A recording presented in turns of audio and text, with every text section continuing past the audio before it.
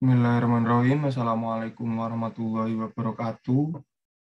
Selamat pagi, salam sehat. Semoga diberikan kesehatan selalu.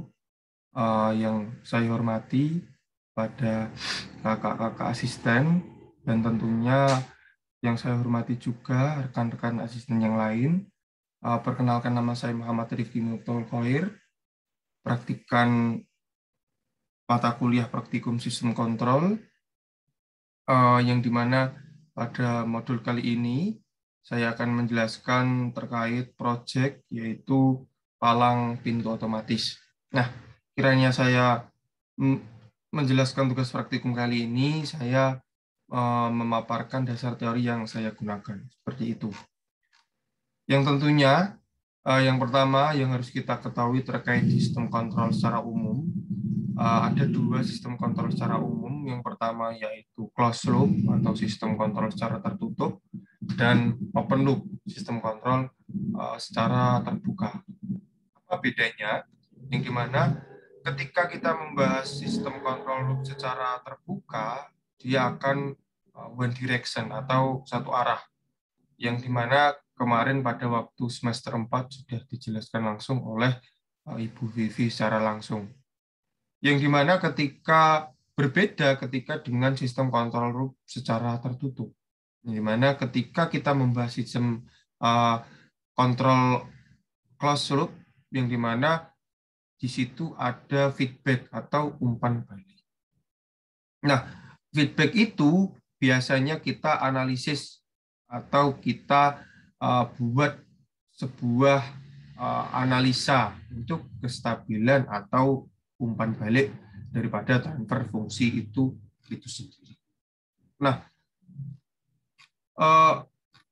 yang selanjutnya kita masuk dalam proyek sistem kerja pada palang pintu otomatis. Kita menggunakan satu sensor dan satu aktuator, bisa lebih, tapi di sini kita cukup menggunakan satu saja, yang dimana di sini kita menggunakan sensor ultrasonik dan aktuatornya motor sebagai penggerak daripada palang pintu tersebut. Nah, di sini kita menggunakan fungsi alih sebagai berikut, yang dimana ada rumus pemrosesan, yang dimana nanti akan diteruskan ke aktuator, dan lupa sensor ultrasonik sebagai feedback. Jadi nanti sensor ultrasonik akan terus mengirimkan umpan balik berupa sebuah sensing, di mana ada benda atau tidak, atau ada barang atau tidak. Ketika ada barang, nanti dia akan memberikan rumus pemrosesan yang akan diteruskan ke aktuator, akan membuka atau akan menutup. Seperti itu. Dengan disertakan yaitu rumus pemrosesannya sebagai berikut, 15 per S pangkat 3 plus 8 S plus 4, dan untuk ultrasoniknya 3S per 5S plus 1. Nah, berikut diagram blok pintu otomatisnya. Sini nilai masukannya, sini rumus pemrosesannya, lalu diberi nilai keluaran. Nah, sebelum nilai keluaran dilangsungkan biasanya ada feedback dari sensor ultrasonik. Seperti itu. Nah, model matematisnya sebagai berikut. Karena tadi rumus pemrosesannya 15 per S pangkat 3 plus 8 S plus 4. Karena umpan baliknya di main, maka 1 main. Karena di plus ya, jadi diubah di sini menjadi minus.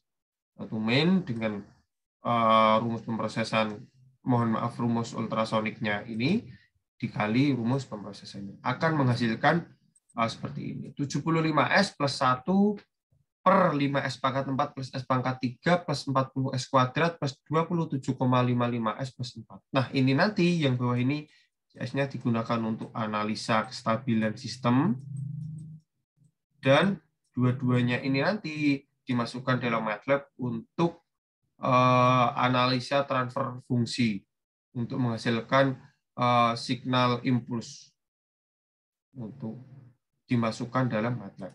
Oke, kita lanjut. Nah, berikut fungsi alihnya sama, jadi nilai masukan dengan rumus pemrosesan dengan feedback 3S per 5S plus 1. Nah, yang selanjutnya yaitu analisa responnya, di mana analisa responnya seperti tadi, kita menggunakan model ini yang telah didapatkan dari model matematisnya dengan num itu yang atas, yang den itu yang bawah. Penyebut dan pembilangnya jangan lupa, num dennya diposisikan, dan akan diberi pemrosesan ini, impuls, karena ini yang diminta impuls. Jadi seperti ini. Ini 75,1 karena di sini 75,1 dan ini berarti 5,140 27,55 4. Ini disamakan 5,140 27,55. Maka langsung di run seperti itu. Bismillahirrahmanirrahim. Nah, signal impuls dengan hasilnya 275,1 seperti ini. Nah, nanti akan keluar figur. Nah, inilah yang dimaksud analisa kestabilan sistem impuls respon. Nah,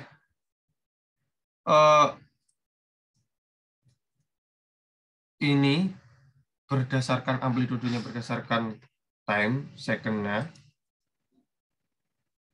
Jadi akan menampil seperti itu. Yang selanjutnya, karena sudah menampilkan, yang selanjutnya yaitu kita juga bisa menggunakan simulink. Dengan simulink seperti ini, kita tinggal merun langsung. Comparing dan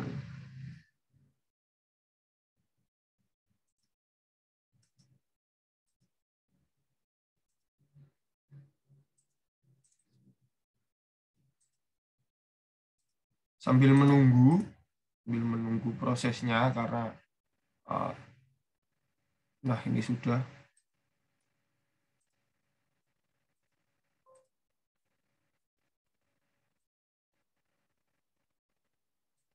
Nah, ini berupa nanti diketahui di sini dengan rise-nya, slew rate, height-nya dengan berikut, overshoot-nya, undershoot, preshoot-nya, settling time-nya seperti itu. Dengan max, min, peak to peak, min, median, dan RMS. Ini jika ingin menggunakan metode simulink seperti itu. Kalau ingin menggunakan metode biasa, tinggal gunakan metode biasa seperti itu. Nah, ini untuk metode biasa, tadi untuk metode simulink. Nah, selanjutnya kita menggunakan stabilan, mencari stabilan, sistem ini stabil atau tidak. Kita menggunakan kriteria Roth-Hardwick. Kita bisa langsung dalam kalkulator di online, macen.ce, RH kalkulator, kita bisa masukkan tadi yang bawah tadi 5,140 27 ini berarti 4 aja.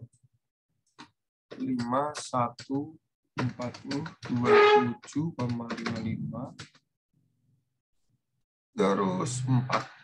Kita cek go, maka di sini akan tidak stabil karena jelas ya. Di sini ada minusnya. Nanti jumlahkan ada minusnya. Tidak stabil. Nah, untuk di MATLAB-nya kita menggunakan pada tugas modul 5. Karena di tugas modul 5 kita diminta untuk mencari kestabilan sistem dari sebuah sistem kontrol.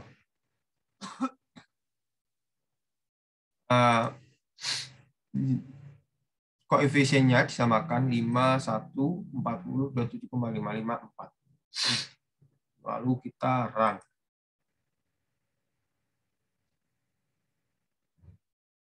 Nah, setelah kita run, kita akan menghasilkan first row tabelnya 544, sama ya, 544. First row-nya, row pertama.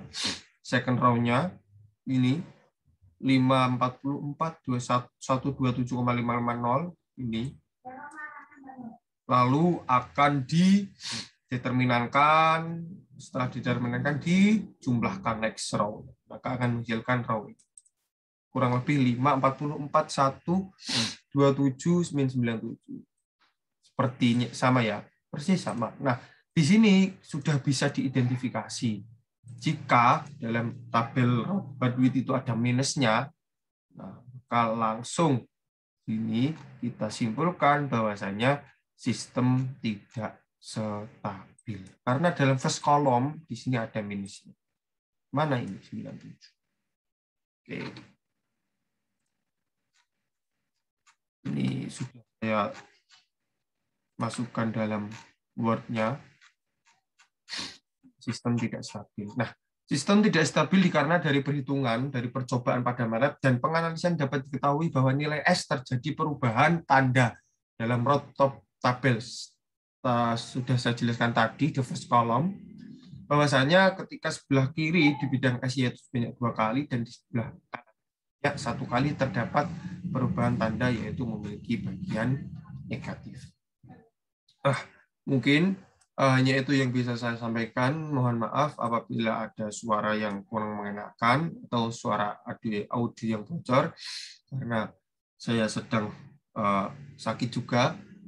Saya rasa terima kasih. Saya cukupkan.